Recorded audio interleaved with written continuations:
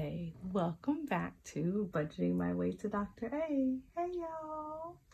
All right, so today we are going to talk about my June financial goals. So real quick, for those who are new here, my name is April and I am budgeting my way to completion of my doctoral studies. We are not taking out any student loans for this final degree. So I cut back on some of my spending, my splurging, in order to send monthly payments to the university to pay for my tuition. And along the way, we talk about a little bit of budgeting, some fun, some cash stuff, and just anything, all thing money that comes to my mind when I want to record. And because recording, let's be honest, is a form of avoidance, and I use it very strong when the semester starts. And so here we are back in the swing of things, and I decided to, keep it fun, keep it spicy. We change it up all the time around here. So with that, I don't normally do this. It's kind of hit and miss. Some months I talk about kind of where my bills are, what's going to what. Other months I just jump right into stuffing envelopes, so it varies from time to time. I tend to share my monthly plan when I am doing something that's a little bit different. So if you like somebody who's never consistent on the way that they record and you never know what you're going to get on a video, feel free to like, comment, subscribe, hit that bell button so you know when I'm dropping something random yet again. I'm trying to be consistent about posting at least once a week, and so that may be a video here, it may be a little reel, just so I can try to stay engaged and pop up in your information so that way you can watch me. All right, so let's get into the month of June. In one of my budgeting groups, there is a 23 for the year 2023. So basically, each member of the group was asked to establish 23 goals that they wanted to complete during the year 2023. And so you were to check off those things. They did not all have to be budgeting. It could be, cooking at home, learning a new recipe, mastering, growing something in your garden, just 23 self-determined ways to enhance your life and things that you're looking forward to doing. And so with that, we selected different words for various months and to use those to encourage you. So for the month of June, I selected the word hope, and then I broke that down and gave each letter a number value based on the alphabet. And so every Sunday I will be saving this dollar amount into a different envelope. And so this money will come from my overflow that I keep in the bank, or maybe I didn't spend all 43 of my weekly mama's money. It'll just vary, but every Sunday there will be a reel that'll be posted with this dollar amount and what envelope I'm going to drop it in. And so it'll vary from week to week. So for example, I may drop $8 in the budgeting my way tuition envelope, and then next week I might drop $15, and that may go into house miscellaneous. So it'll vary each time. So look forward to doing that, because that'll be something different that I have not done yet, and it'll remind me to record every single Sunday morning. So additionally, I don't normally go over my month in overview, but this time we're going to do it because I want to make sure that this also falls in line with the system that I'm converting back to. I prefer to budget the 1st through the 14th and the 15th through the last day of the month. I have tried paycheck budgeting and I don't like it. I did it and I realized that I was more successful when I did it this way and not adjusting to when the money came in, because I would move and pay the bills exactly for those times. I like to, the first of the month, if I will get paid here. So technically we'll start spending it here, right? So on this day, on the 1st, I like to look and go, okay, what needs to be paid between now and the 14th, the last day of that pay period, right? And I will just auto pay everything that I can. This comes out automatically. The alarm comes out automatically. Capital One, I auto set that, right? So I look and I say the bill's due on the 9th. On the 1st, I'm going to pay it on the 1st. The cell phone, I'm going to pay it on the 1st. So then that way I just know that they're done. And then the little amounts can come out like sporadically. So that is what this looks like. So I have a generic overview of what's coming out. And then as each thing is paid, I will just highlight through them to signify what I'm doing. Additionally, I have an account with Self. It used to be Self Lenders. Now it's just called like Self, I think. And so basically that is an account that will be wrapping up. So the last withdrawal is going to be on the 14th of June. And then the CD will finish its term, and then this is how much is going to be coming back to me. So I paid they withdrew $150 a month, and then basically I get my money back.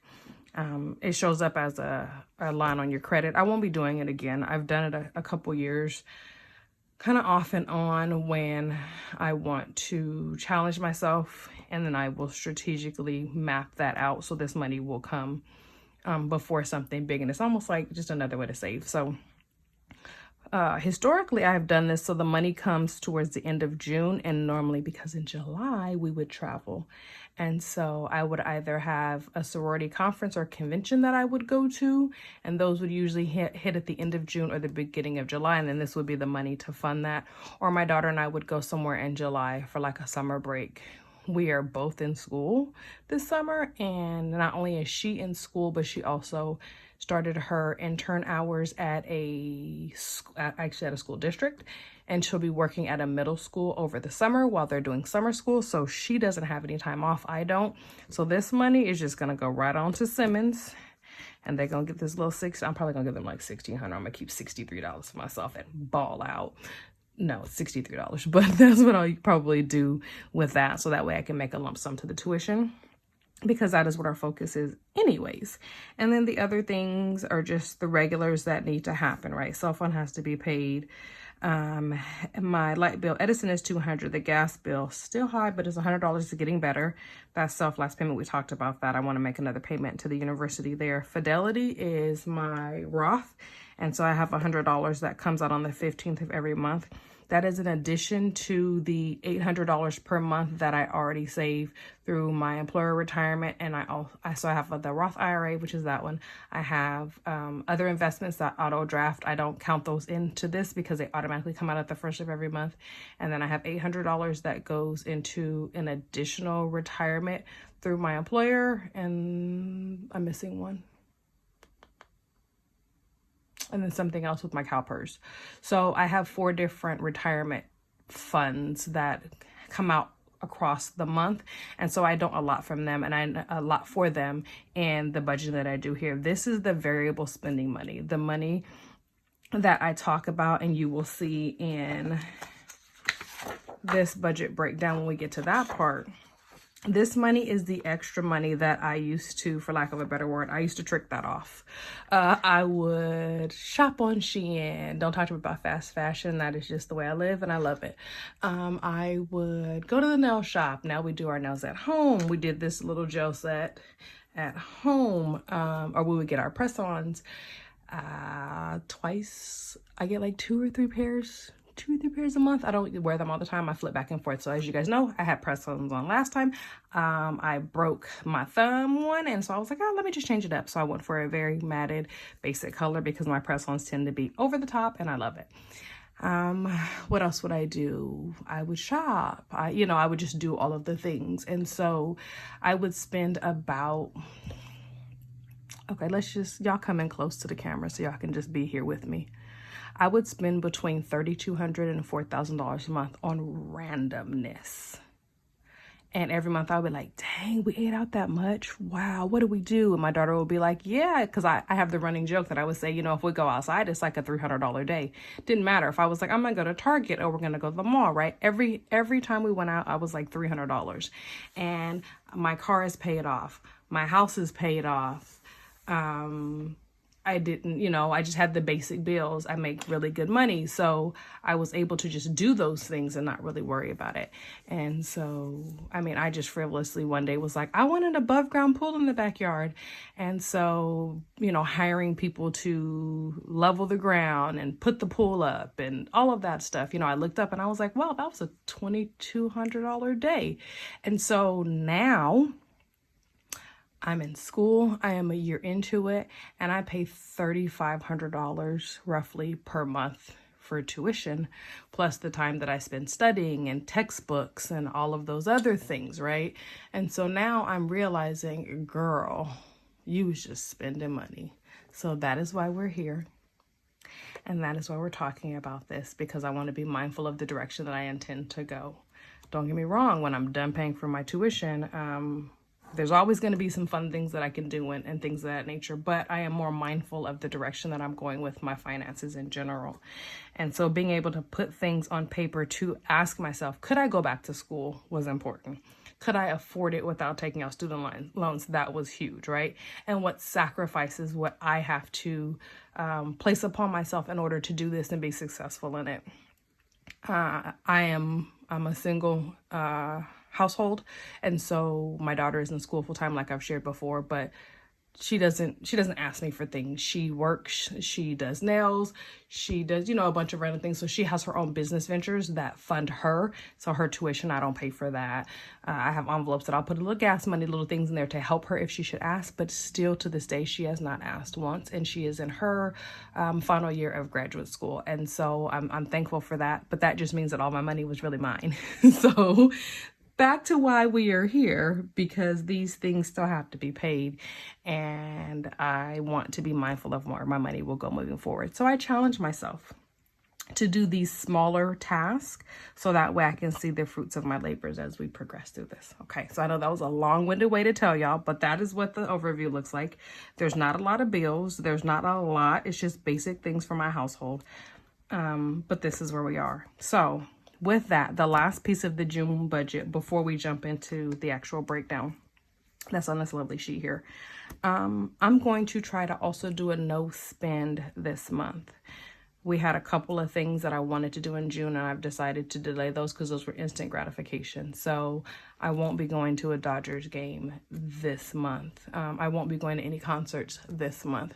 Those are the little things that I still do that are outside of this. So I'm going to wrangle all that money in, and we're going to see how much we're able to save just in the month of June by cutting back. So last piece.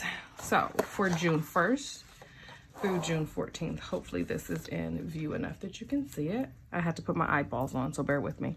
So what we're going to budget is $1,500. We know Capital One, only one credit card needs to be paid, and it's because I've shared with you all before, last couple of months, I was focused on just paying those down, right? So I have one Capital One card that doesn't have a payment. So I only have one left for this month. My other credit cards are on the second half of the month, so we'll talk about those there. Simmons, don't know how much we're going to send to that yet, but we need to figure that out.